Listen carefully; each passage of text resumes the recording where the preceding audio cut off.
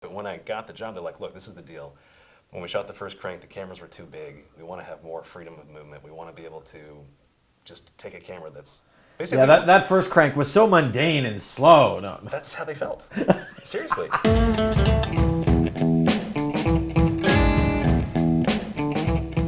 Welcome back to Craft Truck Through the Lens. I'm very excited tonight because we have with us one of the new generation, extraordinary, young, and incredible dynamic artists of the art of cinematography, Brandon Trost. Oh, Thank you for being here. you're too kind. You've already assembled a list of credits that most people working in the business would never see. Like you've done effects, you've a camera assisted, you've done lighting. I mean, it's huge. Your resume is huge. How did you you just started working when you were 17 or something like that? Well, I mean, I grew up in it. You know, my dad does special effects, and I grew up doing that as a kid. My whole family's in it. My grandpa was a first AD. Like great grandparents were stunt people. Like it's all Great grandparents were stunt people. It's all in the family. You know, I mean, my whole family. My sister does costume design. My brother also acts, writes, directs everything as well, Right. which we work together too. And you know, I thought I wanted to be an effects guy forever when I was a little kid. You know, I grew up on sets with my dad, helping him pack bullet hits and burn shit down with him. When I was like a teenager. So it's in your blood. Yeah, I mean, I've never even had a job that I've been paid for outside of the film industry, growing up, just because that's just the way that I guess I just grew up. But I didn't really turn to photography until I was getting out of high school. It was kind of my dad that talked me into it. He's like, it effects is really, really hard. And now that, CG is, because he does mechanical effects, like old school effects, and he's like, now that, just digital effects are being more and more popular, and it's just Right. way more competitive, and it's like, he said, the way that you talk about movies and the way that I've seen you just dissect all this stuff and just your general temperament, he's like, you remind me of DPs. You should be a DP. And I was like, oh, that's weird. I never thought about that. So I looked into it and I was like, wow, this is kind of cool. And I kind of went to film school and I had I had a knack for it. I don't know. I just like movies. I'd always liked movies. And for me, it was just, if I could set up a shutters, even though I didn't really study photography before I even went into film school, I just kind of, I don't know if it makes sense. You can just feel when the frame feels like it looks like a movie. Composition. That was it, and that was just kind of figuring that out. And I mean, granted, most of the stuff I shot for the first few years looks like crap. I've got some. I might have a lot of credits on there, but most of it is super shitty. Right. But I was learning, and that was the thing. I went to school to be a DP, and I practiced being a DP until I think I started to get a handle on it. And while I was getting a handle on it, it wasn't always the best. But I think that's true for anyone who's trying to, I don't know, figure it out, I guess. So what's the first sort of like landmark movie that you lensed? The first real one was Crank 2. I mean, that was the first studio job. So let's talk about that, because you watch this movie, Neville Dean Taylor, if I can call him that, seem to aesthetically want whatever it takes to get you in there. It's adrenaline shooting to the max, but in a very, I guess you could say, European aesthetic. Like, it's not done just to try and be cool. It's done because that's the way they design a picture. Yeah. And it has a beauty to it. What did you shoot this movie on? We shot it on the Canon XH-A1, which is an HDV Right. prosumer camera recorder. And that's the majority. And this is like embracing a digital aesthetic. This is like saying, "Fuck it, I don't care." When I came into the job, because they wanted me to shoot the first Crank also back in the day, but I hadn't shot any studio movies. They hadn't directed any studio films, so Lakeshore was like, yeah, no, we're not going to hire some untested kid who's like 24 at the time to be the DP for these nobodies. And they went off and did Crank and did Gamer, and then they came back to do Crank 2, and they said, we want you to be our DP. And I was like, oh my God, thanks. I mean, I just thought it was awesome that they still wanted to work with me after they had already basically lifted off as far as I was concerned. Like, I knew how to do it and how to work with these guys because they're my friends. I've known them since I was 18, since we were in film school. So they basically said, this is the camera we want to use. I'm like, oh, great, I've actually used this camera before. It's awesome. I'd shot a couple of features with it. And they also had this little camera, this at the time was like the Canon HF10, I want to say it was called. Maybe it's the size of a point. Yeah, it's just this tiny little cylindrical type tube camera, which, I mean, to be honest, I don't think they're that great. And we used them as little B camera spots. So you see them I used to just plant them all over for stunts Just to have get the shots. coverage. And then they in would case. like paint them out of other shots if they were in, so that we could get multiple angles. You know? Right. There was a stunt we did where we shot like 19 cameras or something at the same time, and it was. I don't know if you remember the movie. There's like this scene Yep. where Statham walks into a house and like someone flies out. It's like he's beating up everyone in the house and then he comes out afterwards. But when he goes in, like people fly out of the windows and fly through the walls and Yes. fly out this, and there's body parts flying everywhere. People are running and screaming out of it. That's a sequence with multiple angles and whatever. But we did that in one take. Just he walked in and walked out. That was the whole thing. That was all covered with all of the cameras. One take. At the same time, and that was how we shot that whole movie. I mean, it was nuts. It was like we were shooting a crazy, like a skate video, but an action movie with Jason Statham. That's amazing. And we're getting like 100 shots a day. It was crazy. We were shooting, more hours in the day than there was the time that we actually worked because of how many cameras we were rolling. So you'd shoot a 12-hour day and end up with 14 hours of footage. It was like it's like quantity was quality for us to a Right. certain degree. It's like just have as much as we can so it can just feel like as much of an adrenaline rush as you want it to be. So what do you do lighting in this situation? Because what you're describing is basically, That's a good question. I mean, because you look at the movie and a lot of very cool mixed lighting where you'll get 2, 3, sometimes 4 colors at the same time. It never looks like it's like, oh, what were they thinking on that shot? It's like, there's always like a contoured the lighting. trick is that most of it's during the day. I mean, that's totally what it is. I mean, So that God is gaffer type yeah. thing. Also, we were shooting with like a shutter angle of like 2,000th of a second outside. So I mean, there's very few interior scenes in that movie. You'll notice. Yeah. I mean, there's like there's the whole like strip club sequence, and then there's some stuff inside the bad guy's lair. I had like an ASA of like 6 or something like that to shoot with the shutter angle that we wanted, which I think ended up being like, I don't know. But it sounds like it was like a 2-degree shutter. Well, we decided that 250th of a second was as low as we would ever allow ourselves to go. Okay, so To that's try to get rid of motion blur, for- which I for don't even know. 96, I don't the even two- know what that equates to. about 30 degrees maybe. Something like that. Okay. And that was just it. So we had to be super bright inside. I mean, Right. even in the strip club, we had all these lights overhead that we would dim up for the take and then dim down just because it would cook everybody. It was crazy. We also had to be like 360-degree lighting too, because we had to look everywhere. It's like we never wanted to be waiting for a turnaround or a Right. reverse. There was no video village. Like we would just basically set everything up and tell everybody to go fuck off around a corner while we took these 3 cameras and just shot an entire scene. I mean, we didn't even know what each other was getting when it came down to it, because we barely did playback, and if we did, it was for a really specific stunt or something that we wanted to make sure looked right, and we would just do it in camera, and then just like keep going again. It would be. So this it is would like be, guerrilla studio filming. It totally was. It was nuts. Like I couldn't believe we were getting away with it. It was that kind of deal. Like I'd set up like we'd have like all these screw-on like wide-angle lens adapters that we put on all the cameras just because it was all super wide, super deep focus. Super wide, super deep That was the focus. thing. I wanted to never worry about focus either because. I mean, we couldn't. We had these tiny little cameras, and we had to Did you run even have everywhere. first ACs? Or? We did, but it was more like they would help us sort of wrangle each camera. It was like, all right, and we had like a whole table of cameras laid out for which one we wanted to use based on like the lens, the screw attachment on it. Like we'd take that one, grab it, and run. Like we never really assigned cameras to anybody. It was like we used the camera for what attachment it had on it that we wanted to just grab and go. Does that make sense? 100%. That's wild. God, it's been a while. It was really not like any kind of studio movie ever. I kind of felt lucky to be there. That's a But fantastic then we were done with story. it. You are kind of, there's you and a few others who are representative of a new generation of cinematographers embracing 100% a digital aesthetic Yeah. and like not giving a shit whatsoever. You know what I mean? And No, that- using it for what it looks like. exactly. Because in itself, it is its own style. Which is exactly what we like in Crank 2, for example, not to keep going back to it. No, But stay I mean, on it. that's about as digital.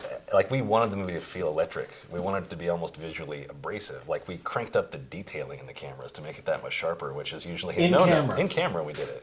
Didn't Yeah, you? like we committed to it. We wanted it the committed whole to way. it. We wanted that just sharp, electronic look, which I feel like we got.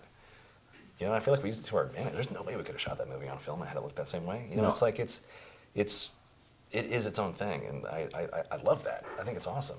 And I also feel like if you want a more cinematic, even traditionally narrative look out of digital, you can get it if you I don't know. I want to say just treat it the same. I don't know. People always say like, how do you make digital look like a movie? I was like, well, you just kind of pretend it's not Film. digital and pretend it's film. And for me, it always kind of fell into place. I Right. thought, but I don't know. It's just how you use it because you can go so far right or left within digital that it's amazing. I've always loved it. So let's flash forward a bit. So Ghost Rider, which you also made with the same filmmakers, the sequel. Spirit of Vengeance. Spirit of Vengeance. This has a little bit more of a traditional aesthetic to it, though still pretty aggressive and still pretty freewheeling and dealing.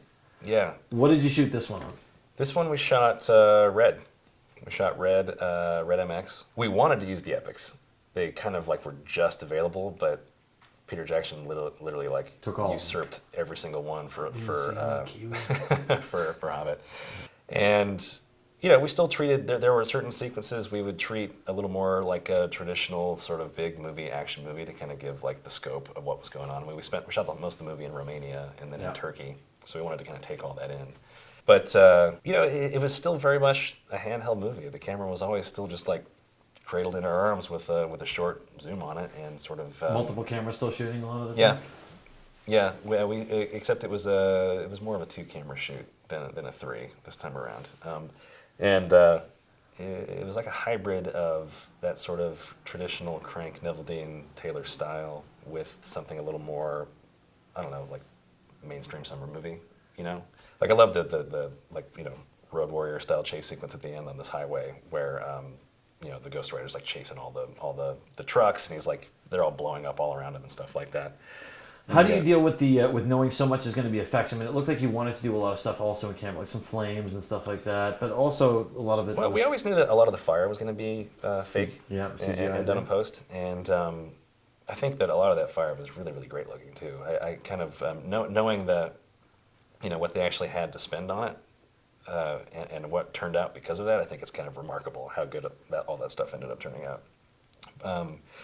Because it really was kind of like a low-budget action movie when it came down to it. It's like they had a certain amount of money, but it was like, you know, there was so much like above the line and all this other money wrapped up in whatever. We were making this movie for like that much. When you're done paying the star and the producers and the rights and all these things, you end up actually making the movie for like $8 million. Sure, and if it's a sequel, are there deals involved front that they made with previous people in the first movie that have to be paid out for stuff? I mean, who the hell knows? Like, there's so much stuff that I don't even know about. But you end up making, you know, what is such a small budgeted film comparatively to like, you know, big budget action movies that it has to compete with those like $100 million action movies that come out that summer also.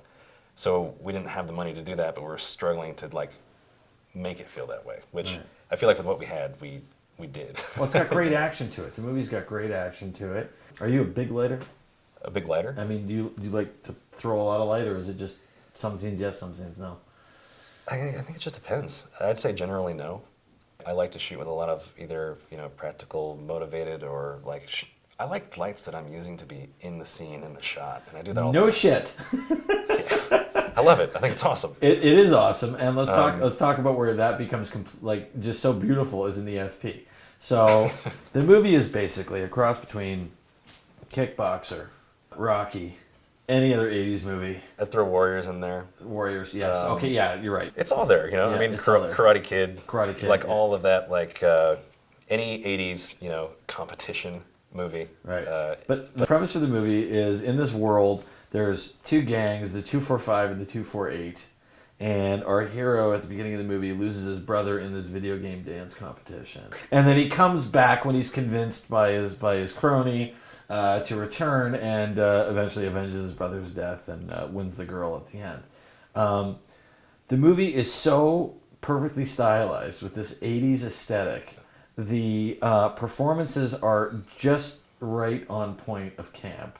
The tropes are all like hit perfectly.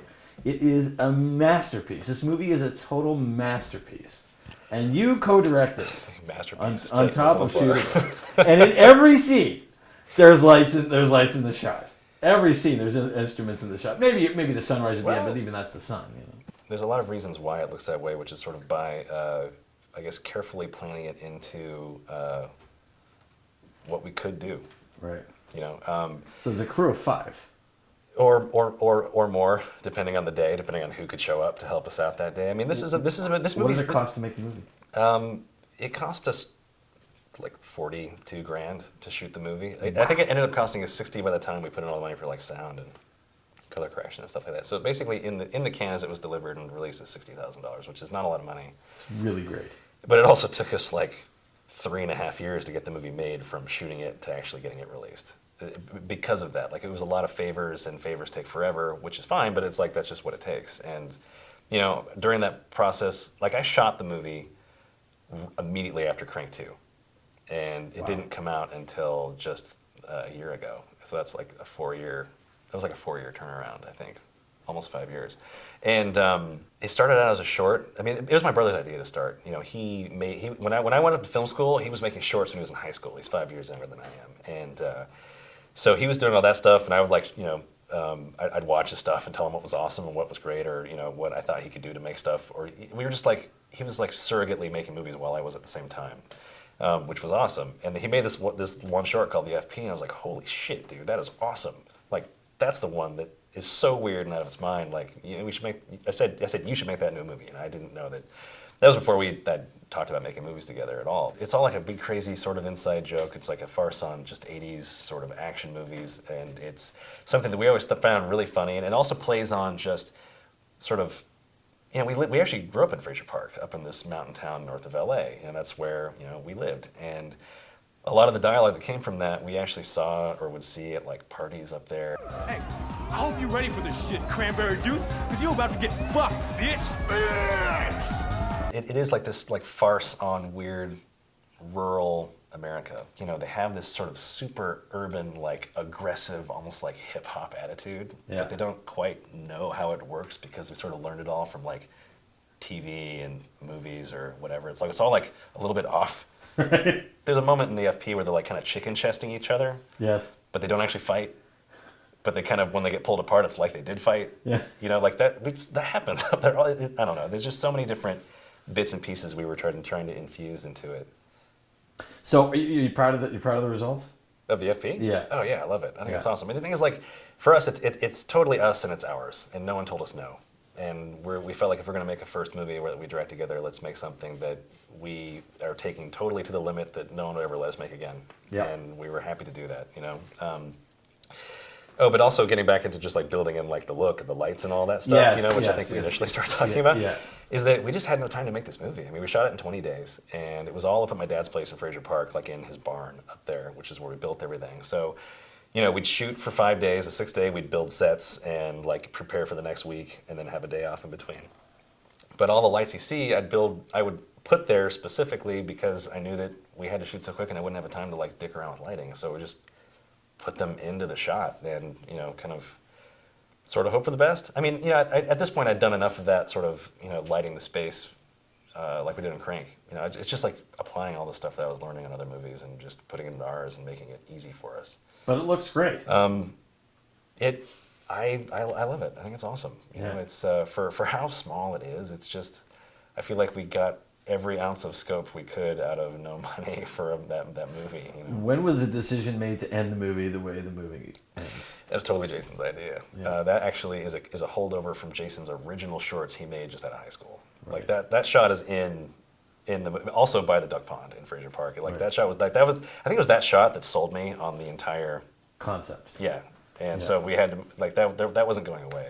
If I had anything to do with it, that was always how it was going to end. And let's be clear, that sunrise at the end is a money shot. Yes, it is. It's funny, like, I reached out to the people that did the visual effects and Ghost Rider because I always wanted, when we tilted up, to have a flying V of ducks go in. I always knew we needed something there in the sky when we tilted up because there was always nothing, and then it just went to black. Right. But, you know, the flying V of ducks really seals the deal. Yeah. Like, you know what? It's just it's like you think now it's there. Now that you mention it, you think it's there with, you know, with what she's doing, but the flying V, I think, is really like the button. It is the button. It's ridiculous. That's awesome. To buttons. Yeah, indeed. There we go. There we go. Very good.